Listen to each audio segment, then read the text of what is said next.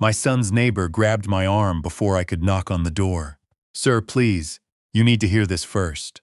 4 days later, my son was in handcuffs, and nothing about my family would ever be the same. The drive from Kingston to Ottawa had always taken me about 2 hours on the 401, depending on traffic near the Napanee stretch.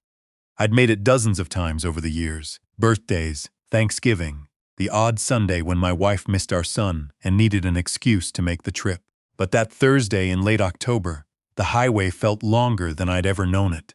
The sky was low and gray the way it gets in Ontario just before the first real frost, and the Tim Hortons coffee in my cup holder had gone cold somewhere past Brockville. My wife, Elaine, had gone to stay with our son and daughter-in-law 11 days ago. A planned visit. She'd been talking about it for weeks, excited to see their new place in Barhaven, excited to cook a few meals and fuss over the spare bedroom they'd finally furnished. She was supposed to stay 5 days. Then 5 became 7, and she stopped calling.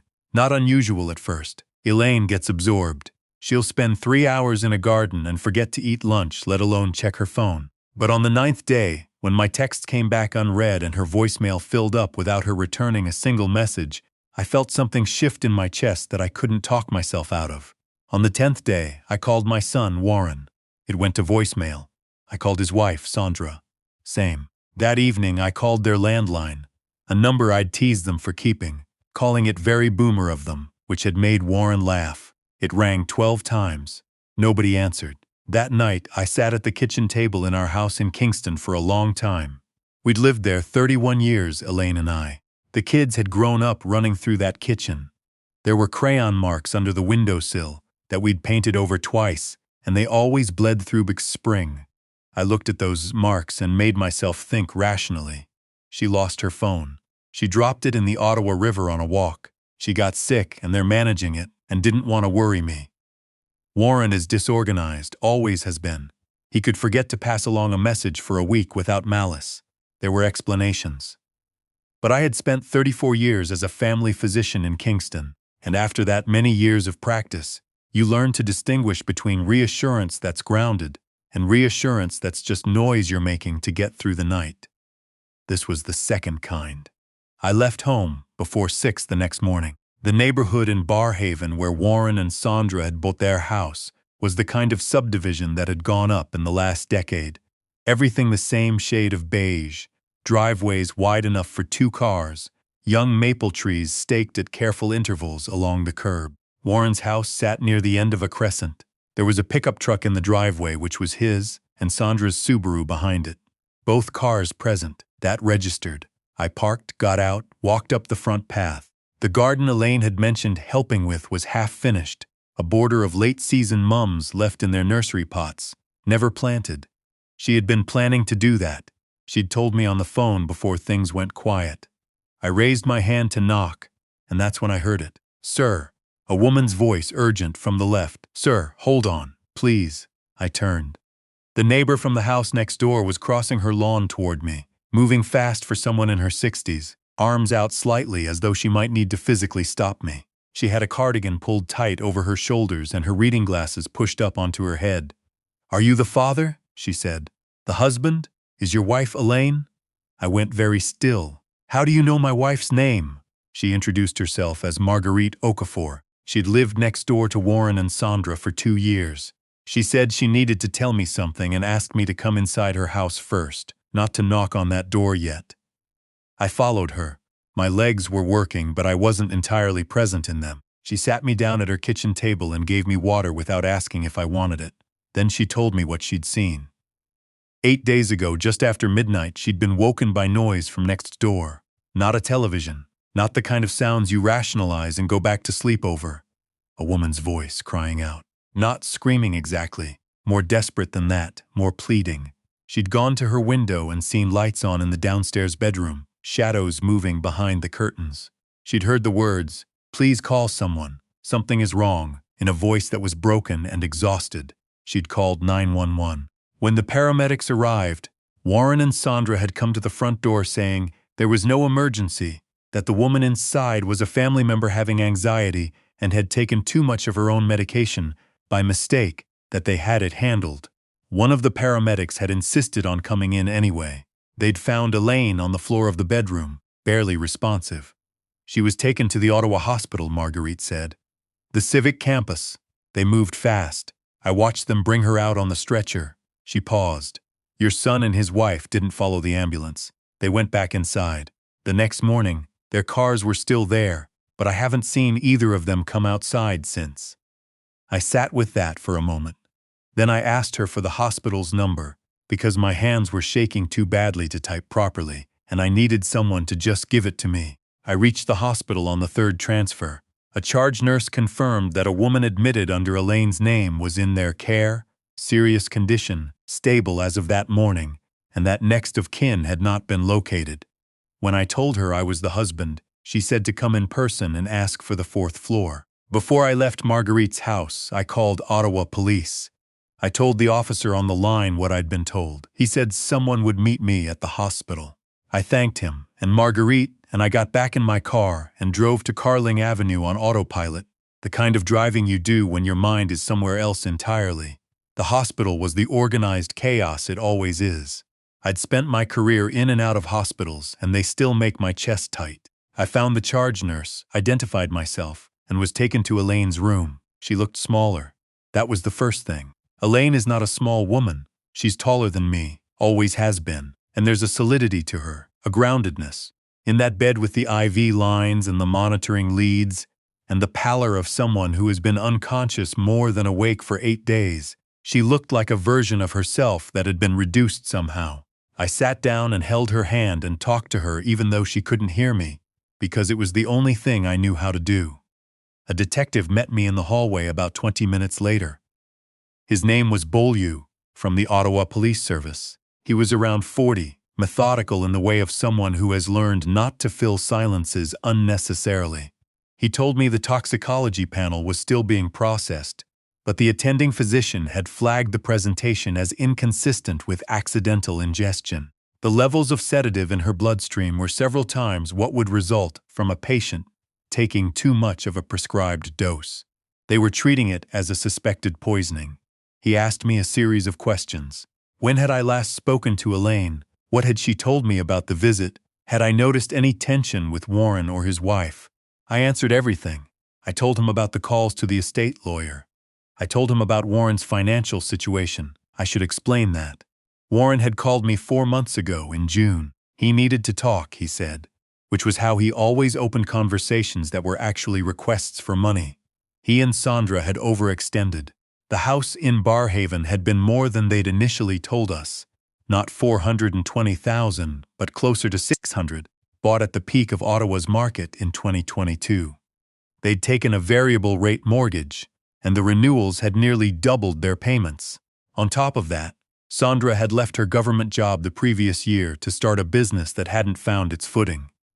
They were behind on the mortgage by 2 months. Warren owed money on a line of credit and 3 credit cards. He'd been quiet about it for as long as he could manage, and now he was asking if Elaine and I could help.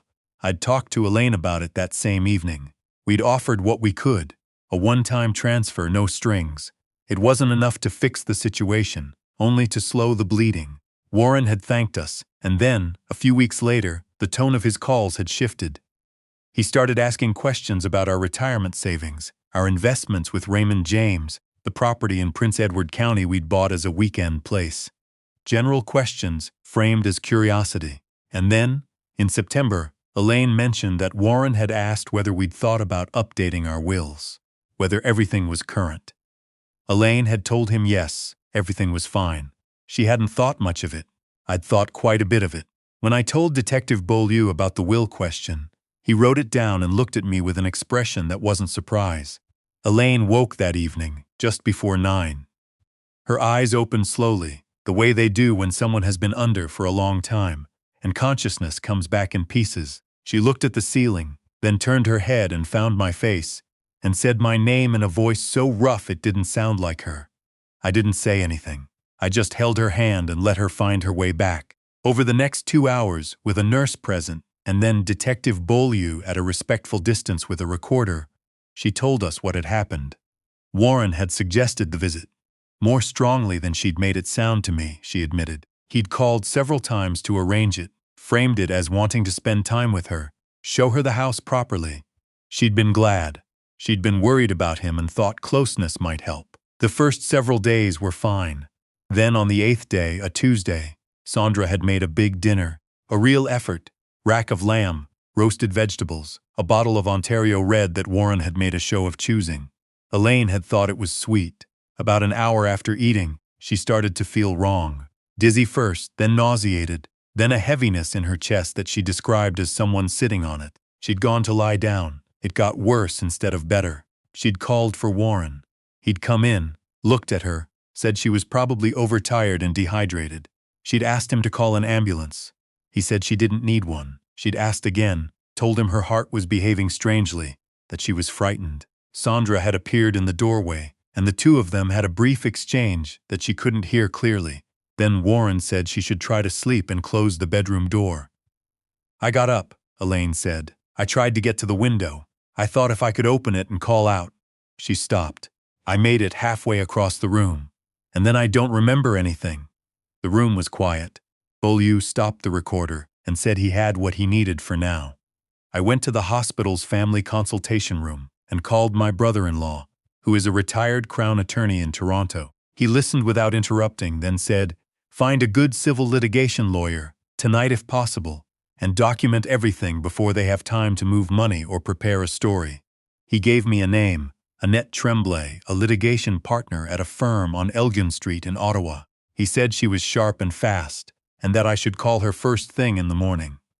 I also called an old colleague of mine, a physician who had transitioned into medical legal consulting. I explained Elaine's presentation. He confirmed what I feared.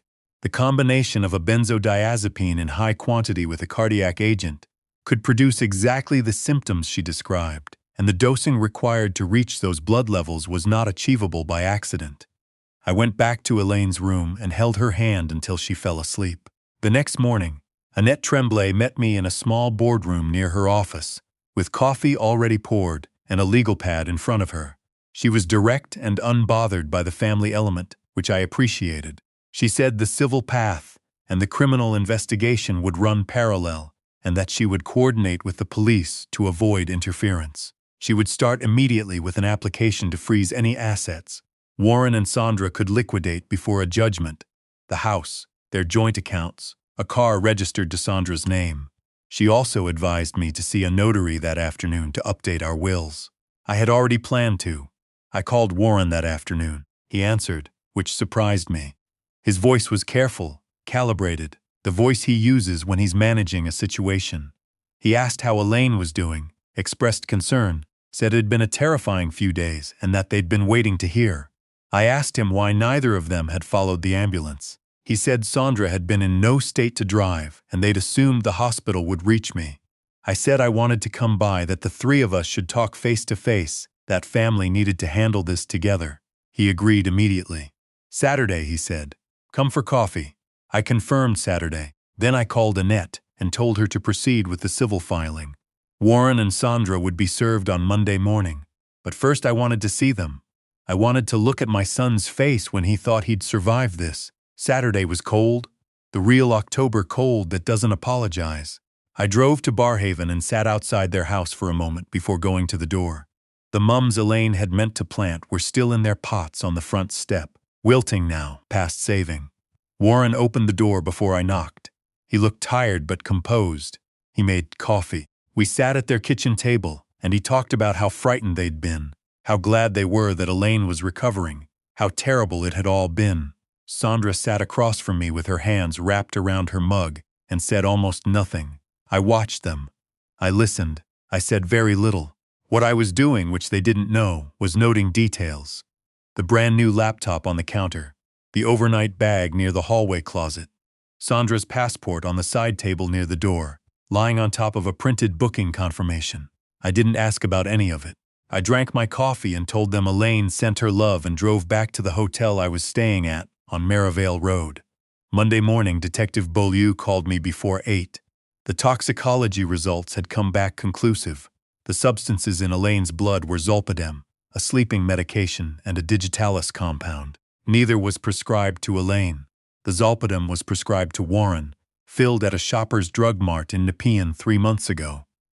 A second prescription, for the Digialis, had been obtained through what appeared to be a forged prescription, traced to a walk-in clinic in Canada, where Warren had been seen in August. He'd searched for it, too. Beaulieu told me that the warrant for Warren's laptop had been executed that morning. The browser history included searches, 6 weeks before Elaine's visit, for the lethal threshold of combined sedative and cardiac medication dosing. He'd looked it up on his own laptop. He'd left it there like a document with his name on it. Arrest warrants were issued that afternoon. Warren was arrested at the house at 4:15 p.m. Sandra was taken at the same time. I was in a coffee shop on Bank Street when Annette called to tell me, and I sat there for a long time after the call, looking at the street outside. The bail hearing was the following Wednesday. They appeared by video link from the Innes Road jail. The Crown argued flight risk, the passport on the table, the booking confirmation I'd told Beaulieu about, which turned out to be for a one-way flight to Lisbon leaving the following Thursday. The judge agreed. Bail was denied for Sandra. Warren's lawyer managed to get him a bail package, but it required a surety of $250,000, and his passport surrendered. His parents-in-law, Sandra's family in Sudbury, refused to stand as surety. He went back to remand. In the weeks that followed, I learned more about the shape of what they'd planned.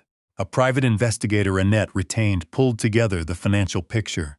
Warren's total debt load was just over $310,000 when you combine the mortgage arrears, the line of credit, the credit card balances, and what turned out to be a series of loans from a private lender at rates that should have been illegal. He had been insolvent, functionally, for months. He had also contacted an estate planning firm in September, not our family's lawyer, a different one, and asked hypothetical questions about the timeline between a parent's death and the distribution of assets in Ontario under the Succession Law Reform Act. The associate he'd spoken to had flagged the conversation internally as unusual. That flag became evidence. Elaine came home to Kingston in mid-November. She walked through the front door and stood in the kitchen for a moment and ran her hand along the windowsill where the crayon marks were. And I didn't say anything because there was nothing useful to say. She found her way to the chair by the window and sat down and looked out at the backyard, where the last of the season's leaves were piled against the fence. She asked me, that first evening, if I felt like I'd failed him somehow, failed Warren. I thought about it honestly, the way she deserved me to. I told her that I had spent a lot of years trying to distinguish between things that were my responsibility and things that only felt that way. A patient who ignored every piece of advice you gave them and ended up in crisis. You could carry that, but carrying it didn't make it yours. We had given Warren love and time and money when he asked, and a model of a marriage that treated people decently. Whatever he chose to do was not built from what we gave him. It was built from something else, something in him that neither of us had put there.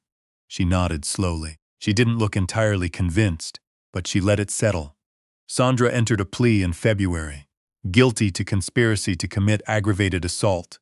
Her lawyer had negotiated it down from attempted murder by leveraging her cooperation and arguing that Warren had been the primary architect of the plan. She received 3 years, with eligibility for parole review at 18 months.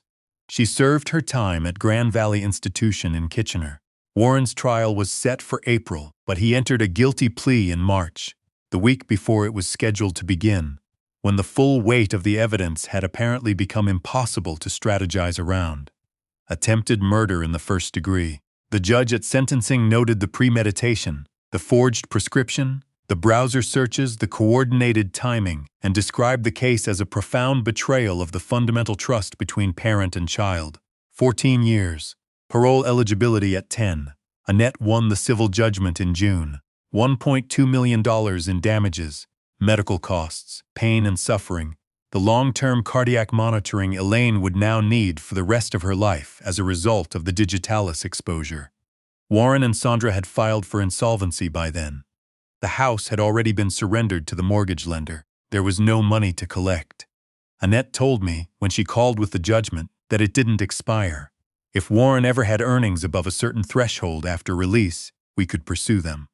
I thanked her and told her the number wasn't really the point. She said she knew. She said she'd learned that, in cases like this, the record was the point. The official acknowledgement, written in a court document, that what happened had a name and a consequence. I updated our wills that same month. Everything. The house in Kingston, the property in Prince Edward County, the retirement accounts, redirected to a charitable trust focused on palliative care funding, something Elaine and I had talked about for years without acting on. There was nothing left for anyone to inherit from us. We made sure of it. Elaine recovered her strength slowly, the way you recover from something that affected your heart. Cautiously, with attention, with regular check-ins. She went back to her garden in the spring. She planted the mums she'd never got to plant at Warren's house. She let herself grieve what she'd lost, which she did quietly and on her own terms, and I tried to give her room for it, without making her feel she had to protect me from watching it. One evening in July, we drove out to the property on the county road and sat on the back porch with the bay in front of us, the water flat and silver in the early evening light. We'd been quiet for a while. "Are you going to be okay?" she asked. She asks that more than I do. See, she always has. I thought about it. About Warren at 7 years old in the back seat of our old Civic, asking me to quiz him on the provinces and capitals because he had a geography test on Monday. About what it meant to hold that and also hold what he'd become, and also hold the fact that those two things existed in the same persons, and that I might never fully make sense of the distance between them. "Yes," I said. "I think so. Not all at once, but yes." She reached over and took my hand the way she's been taking my hand for 37 years without ceremony, just because it's there. The water was still. A heron moved along the far edge of the marsh, slow and deliberate, unbothered by anything at all. We sat there until the light was gone.